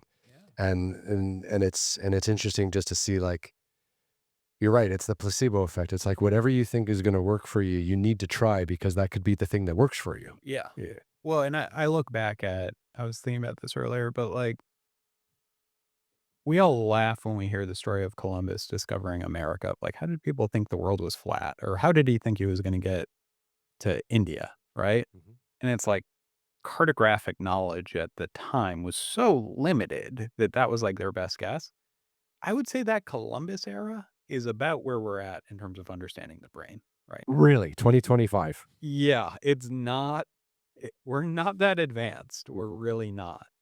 Um, And I think if you get deep in some of the nerd literature around like SSRIs, like selective serotonin reuptake inhibitors, there's a little bit of a wing and a prayer that we've been throwing these medications to people of like they're not harm inducing by Mm. any means, but like full degree of efficacy, maybe slightly less than we would expect on a like biomechanical basis. So Yeah. we're still just very, very, very early in the process, which is great because it means, every successive year and generation is going to be that much stronger. Yeah. And, you just hope that, every year we go through this, maybe we lose less people to mental health, tragedies, and then we can just make more people a little bit happier, right? Because it sucks, walking down the street and seeing people miserable. Yeah, Yeah. absolutely. I mean, so, a couple things come to mind that we are starting to see some abatement in the rise of what are referred to as deaths of despair. Hmm. So those are deaths, suicide, overdose, any of those. We did start to see a plateauing and then slight reduction in overdose deaths in recent years, which is positive. Is this nationwide or just Southern Cal? Nationwide, we have started to see some decrease. Now, Hmm. it's decreased from historic highs, so not great. Hmm. Some of the decrease is also due to more available naloxone or Narcan, so anti-opioid overdose medications that are becoming more widespread and available. Which also, like, I would recommend that everyone keep in their home Hmm. because, um, and here's where I would say stigma still is really loud. Is you wouldn't judge someone for having an EpiPen in their home in case someone had an allergic reaction to nuts or shellfish. But if you saw someone had a opioid reducing or reversal agent like naloxone, you might wonder um, in a different way, which, like, that's not great. We should just all have it because who knows? The Amazon driver might have an overdose as they're dropping off their package. Like, Yeah. Really? So we think we have to be like that prepared for people around us or people in our community to maybe potentially have an opioid overdose? I would say that the upside Yeah. is, well, one, um, have you walked around Los Angeles recently? Oh, everyone's high in this town. Everyone's driving high in this town too. It's terrifying. So here's what I would say with all honesty. Mm. What we're seeing with fentanyl, um, is incredibly troubling. We are seeing a large rise in prescription drugs or false prescription drugs that have it. I'd say that honestly, if you're a parent of any kids above middle school age, like go to Walgreens, pick up some um, Narcan and keep it in your medicine cabinet because you never know. Because because your children might get some false medicine or some fake drugs that actually has fentanyl or some opioid in it. Yeah, yeah, yeah, totally. That's a thing? Like, Oh, that's happening? yes, yes, yes, yes, constantly. Fuck, are you serious? Yeah, like with like even marijuana and such. Yeah. So people are lacing marijuana with fentanyl and it's killing people? Uh-huh. Yeah, it's really bad. Holy Really cow. bad. Yeah, I yeah. Yeah. I stopped watching the news a while ago and I've missed a bit. Well, yeah, it's hard because it's not my nature to be alarmist. Right. But yeah, it's pretty bad. People think that like, oh, I'm just taking a Xanax or something like that, which like, not great to start, but whatever. Um, and instead it's like a weakened or diminished psychoactive agent spiked with fentanyl. So I heard that that's how Tom Petty died. And I love Tom Petty, one of my favorite musicians of all time, but apparently he did a concert in LA and he some guy was handing out some pills in the back, you want to get high, the psychedelics or whatever. He grabbed a pill, drove himself back to Malibu or wherever he was living, popped the pill and it was laced with fentanyl and it killed him. Yeah, that's terrible. Yeah. Yeah. But that's happening to children. And and having like something as quote unquote less lethal like marijuana being laced, that's terrifying. hmm Yeah. Yeah, it's not great times. No. Yeah. So, there are certain forces underway. But I would also say, overall being proactive about our mental health, being intentional about incorporating movement into our daily lives, being sure that we have people that we can trust and connect with, and also understanding our own kind of social calibration to be sure that we're including enough social engagement, Hmm. belonging, and then, the spiritual component is incredibly important when we talk about fracturing and loss of direction. You talked earlier about the impact of automation. Mm. We're also seeing um, the impact of a de emphasized spiritual life. And, there's been a great recession away from churches as a result of COVID, which is also a place where people have found a lot of purpose, meaning, community, and an overall arc for their lives that are incredibly important. So not neglecting that spiritual component Hmm. is incredibly important. Yeah. Yeah. I mean, organized religion is on an absolute downfall, isn't it? I hope not. I mean, I think things that can bring meaning and purpose are so important. For me, a big part of my recovery and journey have been a relationship with God, which wasn't necessarily my story before. Hmm. Um, I I think that um, we see some bad actors that have unfortunately created separation. But when it comes to meaning or purpose in life, it's for many people orientation around God, a spiritual concept, a mission is vital and life giving. Yeah. I found a lot of, I haven't really, it's funny, like one of the things I started doing when I was traveling is learning about all these different religions. And I even took a course in university called World Religions. But you go to China, you start to see all the different religions there. And then you go into like Kazakhstan, Kyrgyzstan, Uzbekistan, you start going through Central Asia, you start finding this strange mix of like Muslim, Russian Orthodox, pockets of Christianity here and there, villages that are, entirely Buddhist. And it's really strange. And I had that experience in my like early 20s where I was traveling around and witnessing how all these different religions were playing like roles in people's lives. And I always felt like picking a single religion was always going to be kind of difficult, or or unfulfilling in some way because I'd been exposed to so much and got a chance to like live with people and to stay in these monasteries and really connect with people who had a strong belief in their specific religion. And I kind of just forgone that whole experience and focused on nature. And it was amazing kind of the spirituality and the connection that I was able to find in nature, even by myself. Um, and and and I equate like people who are super, or people who are religious or who find comfort and community in organized religion and things like that. Like if you don't go to church for a month, you feel a little itchy. You miss the people there, you miss the connection there, you miss the engagement afterwards where people all stand around and talk about how their lives are going and those touch points of pleasantry that keep us human, right? And but if for me, if I don't go out in nature for like 3 or 4 weeks, like I don't sleep well, I get itchy, I get aggravated, I get unbalanced. And it's really been like the hiking and the camping and stuff like that that's helped me find a balance or find some kind of spirituality in it. It's being out in nature and being disconnected from this whole world that we live in. Yeah, Yeah. absolutely. Absolutely. I think that's so important. Um, yeah. Yeah. There's a great quote by John Muir, the environmentalist who set up this Sierra Club and stuff like that. And he was saying that, I'm paraphrasing. It's actually, I quoted it in one of my books that I wrote, but he was basically saying like, national parks aren't just places where you can log timber and dam a river. They're places where we have to take the broken souls from our urban cities that we've created and bring them back to these national parks where we can give them life and meaning and where they can heal, right? Yeah. And there's this idea of using nature as a healing tool. And I feel like that speaks to me kind of more than anything else. Yeah. I Yeah. think it has so much power. Yeah. It does.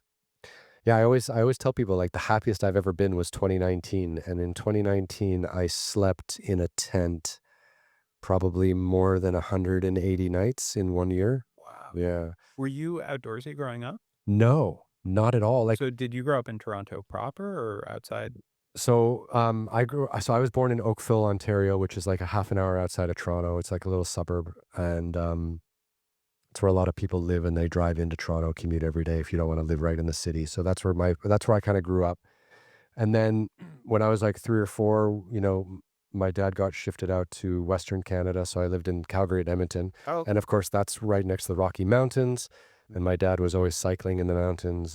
He was a triathlete as well, but he also liked hiking and going out in the mountains, with his friends. So there was that, but I didn't necessarily like get involved in that. Sometimes he'd put me in a backpack and take me up a mountain, but I don't remember it. But then non-consensual mountaineering. Yeah. exactly.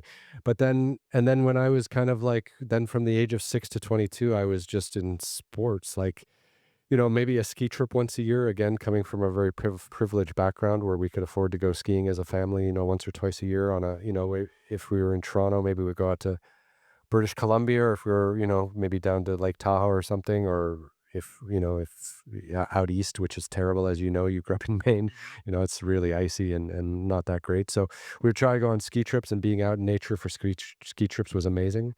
But I grew up in a gym, like so that outdoorsiness and that connection with nature and that calming element that it gave me, I didn't figure that out until I got to China.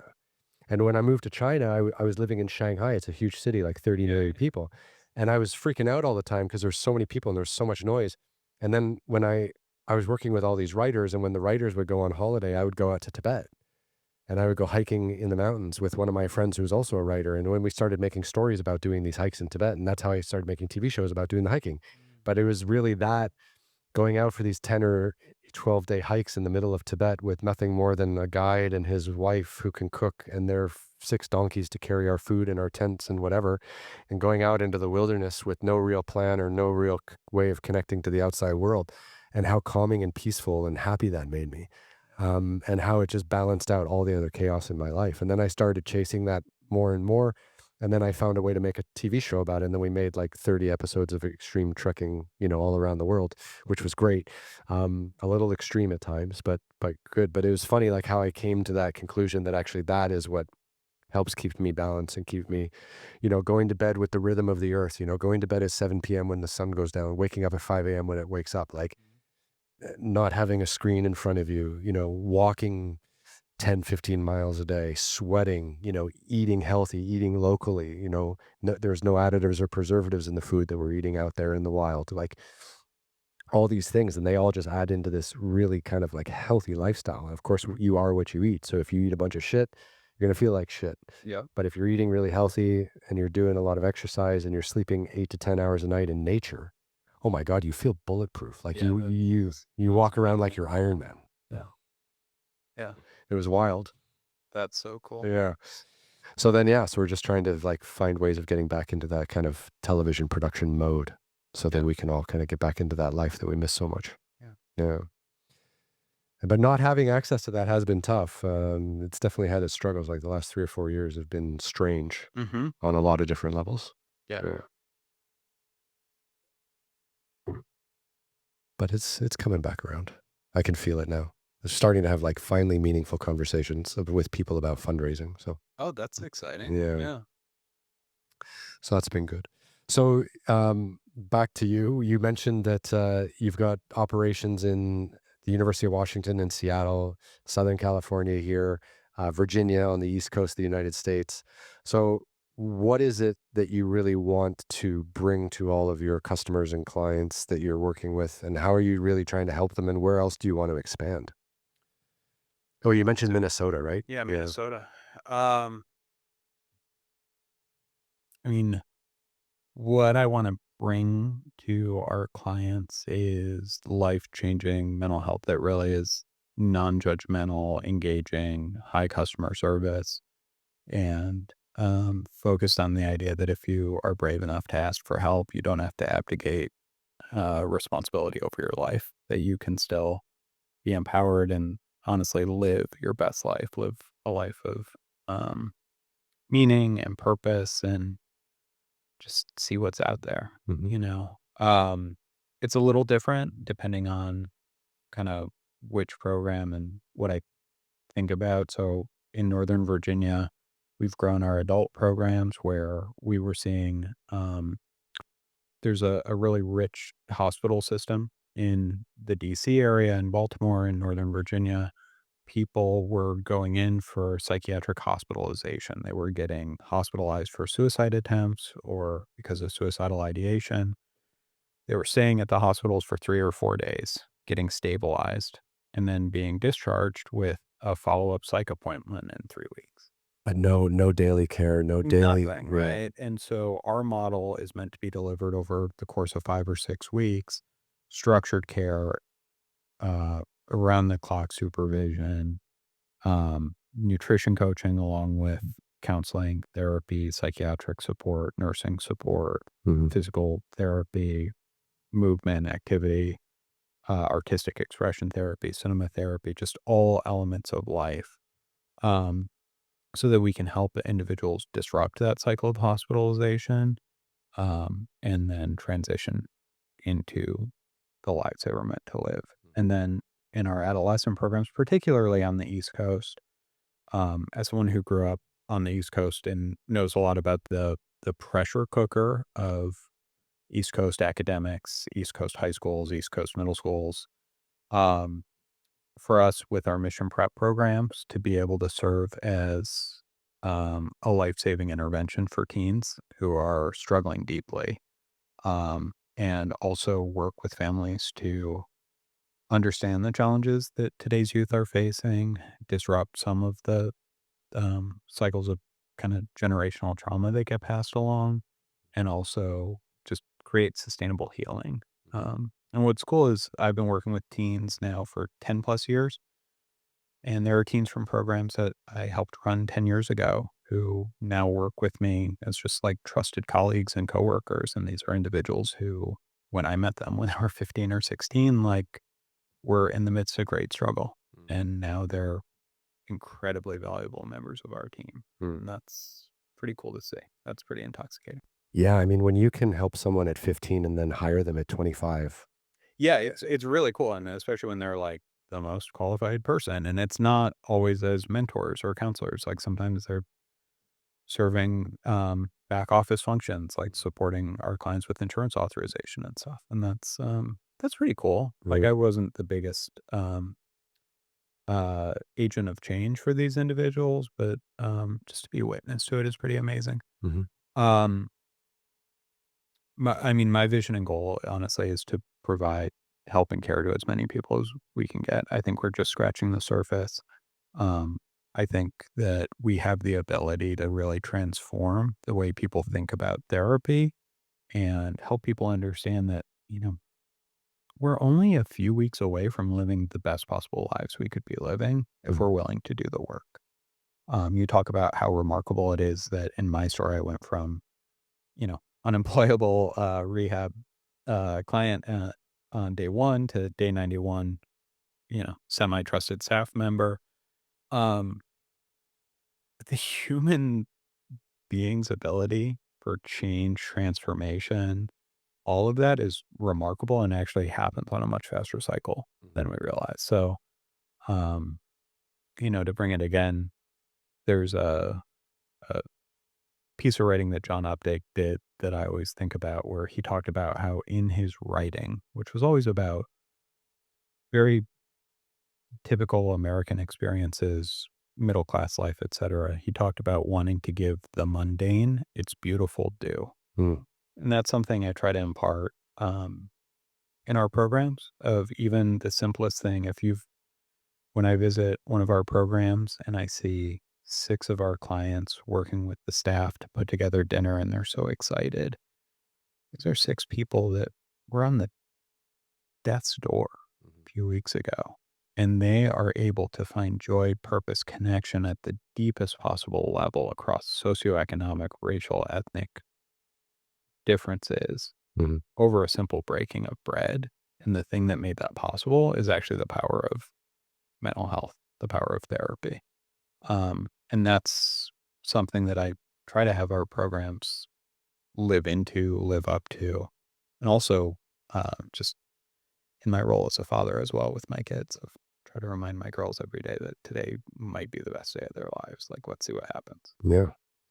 Roll the dice. Yeah, Yeah. exactly. And enjoy the outcome no matter what. Like, do you think that I mean, I'm really surprised that, like, that schools don't have entire classes dedicated to mental health Yeah, in you and me both. yeah. Yeah, I feel like the school system is just like to like take like mental health, a class on mental health, a class on nutrition, and a class on basic accounting and yeah. financing. Basic accounting is actually important. Yeah. I mean, how much further would we be as a society if we just had those 3 classes, 3 mandatory, like, spread them out over a few years, but have 1 class a year, full course, mandatory, you have to take it, Yeah. but this is people have mental health issues, you might identify yourself as somewhere on this spectrum at some stage in your life, these are the things that you can do. L Let me I actually think we go the other way and make it a disservice. I have a tremendous amount of passion on this. I would love to bang the table and be like, "Ah, if I had these classes, it would have been so different." But it's like, it would have been just another class I wasn't paying attention in. So, like, uh, but You might have what, reached 1. um, uh, my curiosity is, in my school, the guidance counselor, like, I don't know if we even had counselors at my school, but the guidance counselor, like, if you went there, you were in trouble. Mental health equaled trouble. Yeah, yeah, yeah, for me Was too, that yeah, the same yeah, thing? yeah. Um, If you acted out or you were depressed or you didn't wanna be in yeah. class, like, you were being reprimanded for that. You weren't being asked how you feel and, is there something that'll make you feel better? You're being like, "Why aren't you behaving like the other 29 people in the class? Go to the office." Yeah. Yeah. So I have two quick things on this. So one would be, this interview and worldwide YouTube broadcast is the second most stressful, talking I've done in the past 7 days.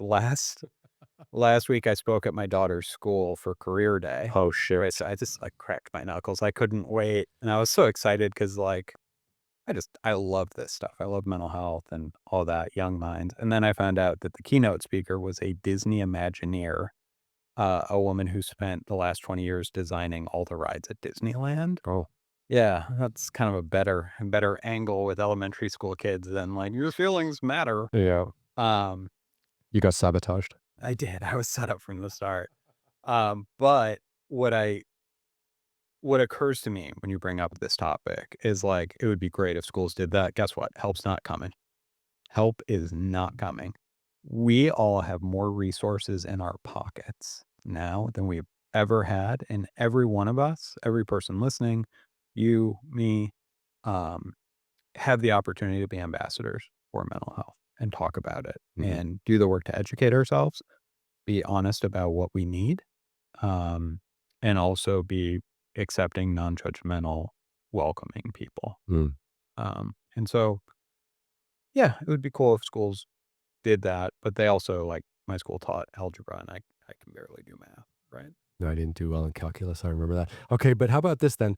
Like, okay, so if it's not happening at school, it's gotta be happening at home, but so many people fail as parents. Like, Yeah. there's so many wrecked families, there's divorces, there's parents that work too much or just don't care. Like, kids are coming back home, they're not getting any kind of care or attention, that they need at home, so then they're not getting what they need at school, and then if the school isn't gonna have these conversations, they're not having them at the dinner table either, right? Yeah. And then it's like how many people are falling through the cracks. Like, it's gotta be it's gotta be in one place or the other So in my mind, like, because I mean, like, how else do you help a 15-year-old who doesn't talk to their parents, whose parents are divorced, come home, shut the door of their room at 5 p.m. when they get home from school, and then they, don't open it again till they leave the next morning. Mother or father's not even home. Like, these are real situations where people just don't talk to their parents. yeah, which also is like a developmentally appropriate, right? Like adolescents actually like we're developmentally aren't supposed.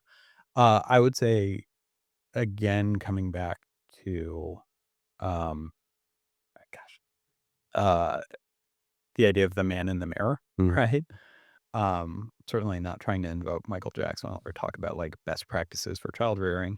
But what I would say is for parents, it's so important for us to be mentally healthy and mentally our best selves. One of the things that we're really learning about when it comes to brain health is the existence of mirror neurons, which is hard to say, even if you're 15 years sober like me.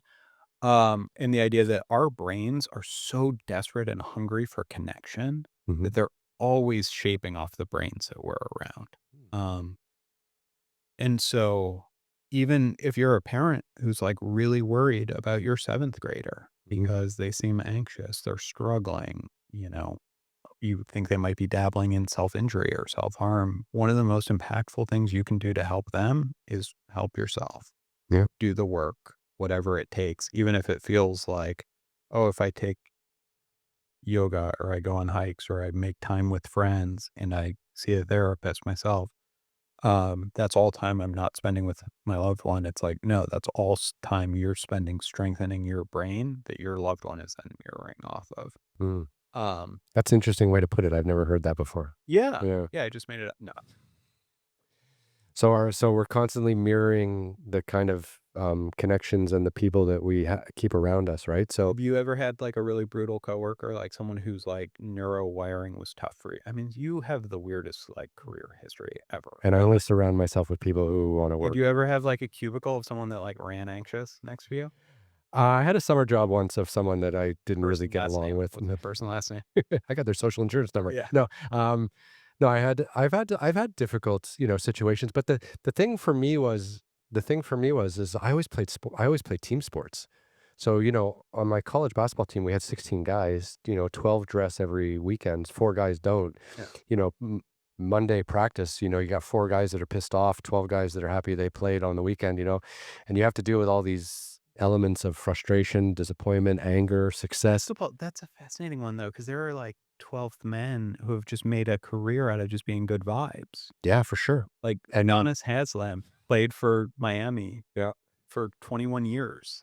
made hundreds of millions of I don't dollars. think he touched a basketball the last 5 years. Yeah, there's been a lot of reports about that too. But yeah, I mean, you can just hang around. But I just remember having to like reach out to people on Monday morning and being like, okay, what happened last weekend was last weekend. Whether you dressed, whether you scored 30, whether you were on the bench, whether you were in the bleachers, like fuck it, it's over. Like Monday, we need to get ready for next Friday, and that Yeah. was and having to deal with 16 different people on that level.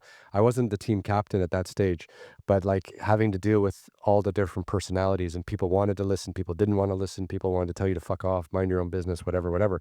But you had to find a way to like reach through to all those different personalities Yeah, no, to get. this seems self-selecting, actually. It seems like you wouldn't take it on. You didn't have, like, teammates that were, like, so pissed, so negative, so whatever, that you had a hard time engaging with them Oh or yeah, it for sure. impacted you? Okay. Yeah, I mean, like, that's I mean, there's sports, like, Yeah. it's not a harmonious group of 16 men, right? Like, No, that's n no, no. and we did have a therapist on our team, for the last 2 years, not the first 2 years, I think, and that helped because a lot of the guys were having, like, confidence issues, and a lot of guys were having performance issues and dealing with stress Yeah. and practicing all week and then having shitty games on the weekend, like, that's a common thing for young people to have to deal with. I mean, free throw shooting. Fucking hell. Free throw shooting is one of the most fascinating things in the world. I mean, I just think if you look at it from, one, just toxic masculinity of no one shooting granny style. Mhm. Like, did you ever hear that story about Wilt Chamberlain? No, I didn't hear this. Gladwell did a great podcast about it, but, Wilt Chamberlain was like a 50% free throw shooter for Mhm. most of his career. He did score higher in other areas of his life, but he, for one season, learned to shoot underhand, and he shot like 75, 80%, Mhm. but then he went back to shooting overhand because he didn't wanna look lame. Wow. Yeah, and that's like NBA champions on the line, and he was like, "I just don't wanna look dumb," and no one's done it since then. Yeah, because people stopped doing it in, like, the '50s, I think, and Yeah, Chamberlain played all through the '60s and '70s, didn't he? yeah. Yeah. No, what not cool. That's too bad. He Yeah, coulda had a lot more points. I know.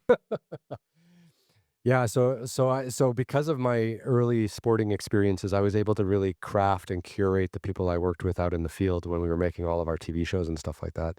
So I really started to figure out, like, what kind of personalities were suitable to be around me 200 days a year in really tough, difficult, remote, physically, mentally exhausting situations. And then we learned, and then we had to figure out how to go out into Papua New Guinea in the rainforest for 2 weeks and all deal with each other, not get on each other's nerves, and come back with a show at the end of the day. And I completely learned how to do that through my sporting career of just dealing with so many different personalities and keeping everyone on the same page. Would you have to be really intentional about, like, your emotional regulation? Oh, absolutely. Yeah, And I could yell at this guy because I know he can take it, but I can't yell at that guy because he's going to want to get the sat phone and call his mom. oh, wow. Like, Yeah, yeah, yeah. so you really had to like, you had to know who you were talking to and really You're up against timelines and the lights sun. and weather Yeah. and Oh, chasing golden hour? every day. Yeah. Oh, wow.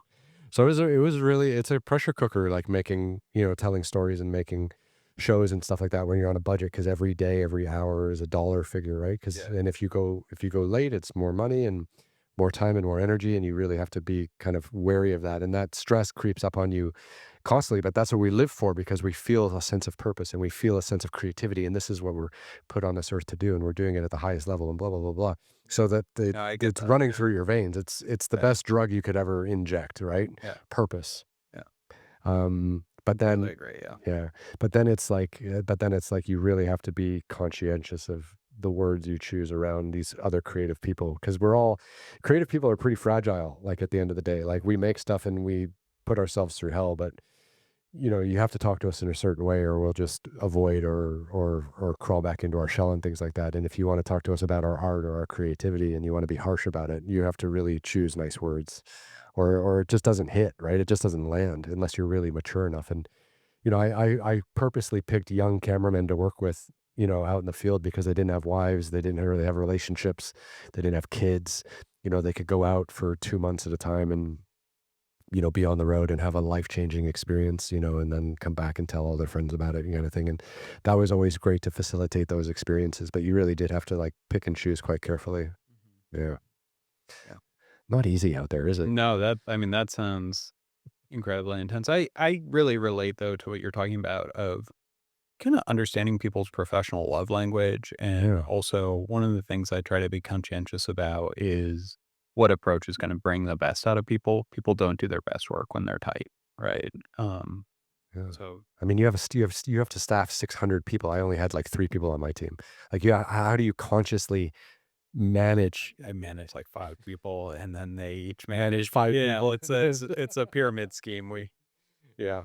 But still that stress level of just, of having all that responsibility under you and making sure that everyone is kind of managing appropriately and making sure that they're taking into consideration all of those feelings. Because dealing with the people who need the help, like your patients, like that's one thing you're all very skilled at, right? Because you all probably came up through counseling Yeah, and through the medical industry and through helping people. yeah. But speaking to people as a manager and then speaking to those people helping the people, like that's the disconnect. Like every time I watch, you know, television shows about therapists or television shows about hospitals, I'm always so interested to see like the way the doctors talk to the patients and then the way the doctors who are managing everything talk to those doctors and just how, and how Yeah, things still have to get done, right? things still have to get done. Yeah. Our space is populated with individuals like myself who are wounded healers, right? We're in the work Mhm. for a reason. Um, so that makes it interesting. I think the most skilled leaders in my space are incorporate therapeutic elements, but in ways that are boundaried.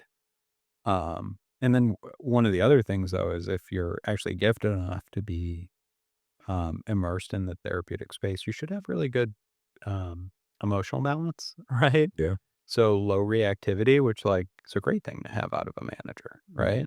Um, but yeah, it's interesting. Yeah, not losing your shit in a high stress moment is very important. Yeah. That's a non-starter. I remember in my early days, we used to have a lot of difficulties and things would go wrong, and I would just drop to my knees and do the platoon, like the arm, like, "Fucker," and I'd just take a couple minutes to myself, and then I'd get back up, and then I'd go back to the group, and then I'd be like, "Okay, guys, I think we should try to do this to save the day or to save the rest of the day, production or whatever like that." But I used to have to, like, drop to my knees and just take a moment. Mhm. Yeah, I mean, coming up with a framework that allows us to tolerate distress is so important for me. Mm, Sometimes, when I'd be facing really challenging situations or really challenging situations would be unfolding, it would just be a question of like looking at my watch and being like, it's 9:07 right now. This situation is really uncomfortable because I don't know which way it's going to go. I bet by 9:15, something different will exist. And if that different thing isn't positive by 9:15, let's see how it is at 9:20. Like, mhm. can I tolerate 7 more minutes in this discomfort? And that's like 2 songs, right? You can Yeah. do that. Um, so that framework has been helpful, but it's yeah. Putting discomfort on a timeline, making sure that people understand that it's not their entire life and that at some stage that state of anxiety or discomfort will change into something different. Yeah. Yeah. Yeah. Yeah, that's true because I feel like a lot of people who are suffering from anxiety or depression or this kind of discomfort that's internal more than anything else, like they tend to they tend to feel like it's gonna stay with them forever. Like, and it's gonna be like the constant new stasis, right? And it's not like No, it's just it'll gonna be pass, right? yeah, That's the cool thing about feelings. fucking gone. Yeah. Yeah. So Oh man. So is there anything that that's coming up for you in the next couple months that you wanted to talk about? Or is there anything that's really specific to what you're doing today that you're excited about that you wanted to talk about? Because we've had a wide ranging chat for almost 2 hours now, and I just wanted to know like where you are with what you wanted to talk about today or what you wanted to kind of get around. You know what? The takeaways that I would hope that our audience would have is one, we're only a little bit of work away from living great full lives of purpose. And two, help is available and it's covered by your insurance. Make them pay for it. No, help is available. I am a dime a dozen when it comes to how many people are out there that are willing and just desperate to help other people. There is nothing more rewarding than playing a small part in someone's healing journey. So if you're someone who's struggling, let someone else step into their purpose and help you. And then three, just the ability that we all have to help erode stigma. Mhm. Being honest about our challenges, giving voice to the ways that we create space and comfort for ourselves is really important, Mhm. and understanding how important it is for us to be taking care of ourselves across our dimensions, spiritual, socially, mental health wise, physically, all of those elements. When we take care of ourselves, when we apply intentionality to them, Mhm. we can also become ambassadors for mental health, which is uh, kind of a cool thing to be. Yeah, and I really like that point you made earlier too about knowing who in your life will be the non-judgmental person that you need to call when shit is too heavy for you to manage on your own. Yeah, yeah, and consciously creating an environment of non-judgment is really important. Unless if there are any judges listening, Unless they need a judgment. yes, stay on your job. No, no, we all have the ability to be non-judgmental, and if we think about how that shows up, and then live into it, we can help bring safety to the people around us. Yeah, no, I think that's great, and I like the way that you've put the onus on us and not the people who need the non-judgmental friend. Like, if we all today, Yeah, it's if more we of all, a. it's I'm kind of doing a multi-level marketing scheme on that one, I think. Yeah. no, I like it though, because it's basically like, okay, if you're feeling good and you're happy today, the best thing you can do is be non-judgmental to everyone around you to let you know that if anyone around you is having a tough day and Yeah. needs help, that you're around and you're not going to judge them. And if we all just do that, in the next few weeks, we'll all have people in our lives who are non-judgmental, and we can all rely on those people that when we need help. And the easiest way to operationalize that, I always kind of come back to it's hard for us not to do something. It's easy for us to do something, right? So if I tell you don't think of a watermelon right now, impossible. You're already picturing it. Yeah, so good. Right. Right. But what we can be is curious, right? So if someone says like, "Oh, I reached out to my ex," instead of you saying like, "Why would you do that? That's so dumb," being like, "Oh, that's interesting. Why do you think you did that?" Or, "Oh, how was that for you?" Mhm. Right? Just not applying any stink to it when you approach it. That's how we go. But let's be honest, that's almost always a bad move. It it is not recommended traditionally. No, I have a friend of mine who went through a period where he would go out drinking and call his ex at like 3 in the morning, and that didn't work out well. Yeah. Yeah. No. No. I think everyone has a friend who's done that though, let's be honest. Yeah, I mean, well, that type of mindset, I think, is what is also responsible for the rise of sports betting, Yeah. right? Of like, one of these is gonna pay off. It's gonna happen next Yeah. time, I can feel it. It's a Yeah. bit of a risk taker. Yeah. So, Well, look, I'm really thankful you came, and again, these topics are super interesting, and to have the chance to learn your story, your personal story, and to learn how you've kind of dedicated your life to helping other people has been really inspiring. And where can people find out, the company yeah. and what's the website and the whole thing? AMFMtreatment.com. We strive to be a resource for individuals who are curious about therapy, mental health, etc. We have a lot of great information on there. You can also check out Mission Prep or Mission Connection. Just use Google and find us. Yep, And thanks for having me as a guest on Piling On with Ryan. That's what I think you should rename your podcast. piling on. Yeah, it's a pun. People love puns. It would be funny. I know. I just felt like Ryan Pyle podcast would be as simple as it needed to You be. weren't worried it would be taken. No, I was okay with that. I've had it for a while, so it ended up being okay. So Uh, the other option was Pile Driving with Ryan. Pile driving with Ryan. That's gonna be my automotive channel when I start doing like car reviews. Yeah, yeah, absolutely. But like old, like the '93 Ford Taurus. I always had this idea, like if I ended up like in my 60s and just bitter and angry, I wanted to have a TV show called Bush Pilot Pile, where I would just like be a like a Alaskan bush pilot. I'd be drinking and hanging out with like random people on camping trips and just flying them in and out of the wild. I thought that'd be a cool show. So I'm not the best with statistics. I don't feel like the lifespan of drunk bush pilots is super long because I think They probably don't fly drunk, but then when they land and then they drink with the guests and stuff like that, and then they get up the next morning and fly back. All those little pontoon planes that land on the lakes and stuff, or the planes with the skis where they land like on the sides of mountains. yeah, that's a little more room for error. Yeah, I can work my way up to that though. I can work my way up to that level of bitterness and frustration. And Let's call that Plan B. let's pocket that one off to his side. Yeah, yeah.